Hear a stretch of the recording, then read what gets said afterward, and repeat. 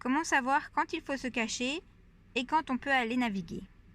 Salut tout le monde! Sur notre page Instagram, il nous arrive souvent de partager des informations sur la météo à venir et certaines personnes ne savent pas toujours comment les décrypter. La météo est un vaste sujet. Commençons par les bases. On mesure le vent en nœuds.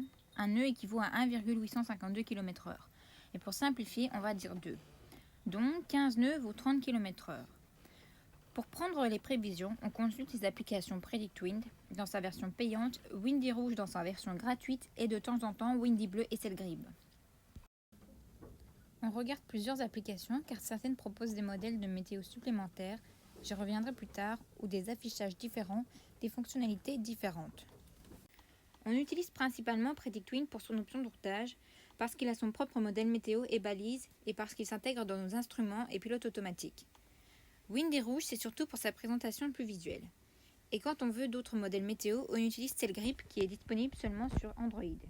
Si vous souhaitez une vidéo où l'on compare toutes ces applications, dites-le nous en commentaire. Pour cette vidéo, j'utiliserai uniquement PredictWind et Windy Rouge. Commençons par la vue carte des vents. Il s'agit là des vents constants. On constate directement des codes couleurs plus ou moins similaires. La légende se trouve en dessous pour ne pas se tromper, mais la plupart du temps, le bleu et le vert sont utilisés pour les petits vents, l'orange et le rouge pour les vents forts, et sur PredictWind, les vents très forts, c'est-à-dire au-dessus de 55 nœuds, sont associés à la couleur noire.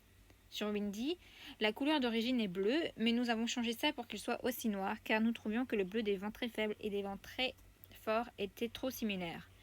Si vous aussi voulez changer ça, il suffit de vous connecter sur la page web de Windy et de trouver l'option « Changer les couleurs de la légende » dans les paramètres. Les changements seront appliqués à votre application connectée au même compte.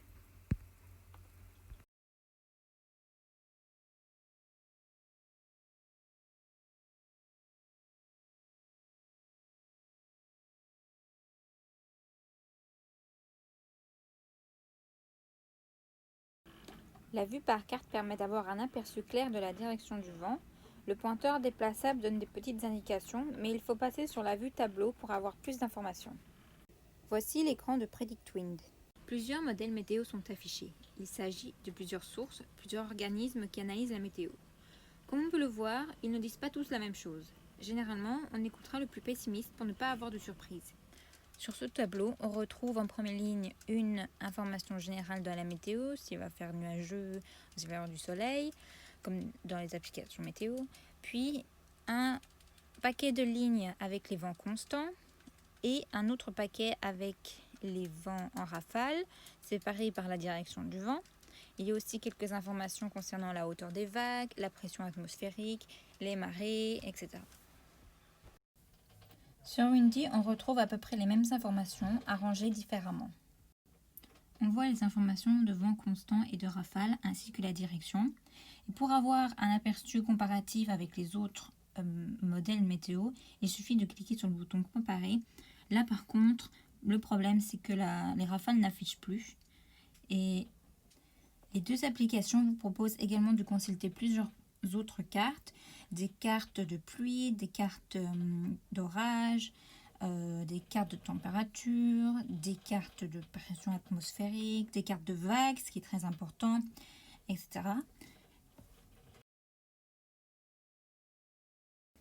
Petite parenthèse pour vous expliquer l'échelle de Beaufort. Donc l'échelle de Beaufort, c'est une estimation du vent en fonction de l'état de la mer. Ça a été inventé par l'amiral Francis Beaufort, si je ne dis pas de bêtises. Quand est utile l'échelle de Beaufort et comment l'utiliser? L'échelle de Beaufort est très utile quand on n'a pas d'instrument pour mesurer le vent comme un anémomètre ou que celui-ci est défaillant. Elle est d'autant plus utile pour anticiper les changements de temps. En effet, d'un simple coup d'œil sur l'état de la mer, on peut déterminer l'intensité du vent devant nous. On peut donc savoir si on devra réduire la voilure, par exemple. Quand on se trouve en mer, on regarde à l'horizon et on aperçoit plusieurs moutons. Les moutons sont de petits remous, des crêtes qui se forment au-dessus des vagues. Les moutons apparaissent à partir de la force 3, mais ils sont plutôt nombreux, donc on peut s'accorder à dire que le vent est de force 4. Il y a un calcul pour traduire en nœuds, mais personnellement j'ai fait ce petit fond d'écran pour ne jamais me tromper. Donc force 4 est égale à une plage de vent entre 11 et 16 nœuds. Comme je l'ai dit, c'est très utile pour anticiper. Si on navigue pleine voile par force 4 et qu'on voit au loin des embruns, des crêtes et de plus grosses vagues, on sait qu'il faut penser à réduire la voile ou faire demi-tour. Voilà en résumé. Quand vous regardez un bulletin météo, vous commencez par juger de la force du vent grâce au code couleur, puis vous regardez la direction du vent, les rafales, et vous jetez également un petit coup d'œil aux vagues. J'espère que cette vidéo était compréhensible et qu'elle a pu aider une ou deux personnes. Si j'ai oublié quelque chose, n'hésitez pas à l'écrire en commentaire. Et si cette vidéo vous a plu, ça me ferait plaisir de le savoir. Abonnez-vous si vous en voulez plus. Vous pouvez aussi nous rejoindre sur Instagram. Je vous souhaite une bonne semaine et à bientôt.